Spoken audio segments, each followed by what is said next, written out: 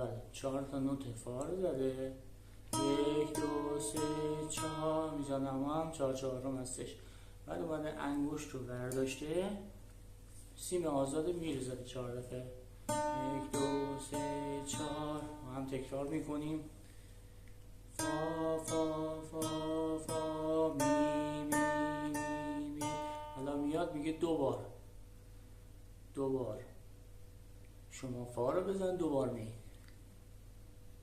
فا فا می می فا فا می می. امیدوارم که براتون مفید و قابل شده باشه. پیج من حتما دنبال کنید و تمرینات رو برام ارسال کنید.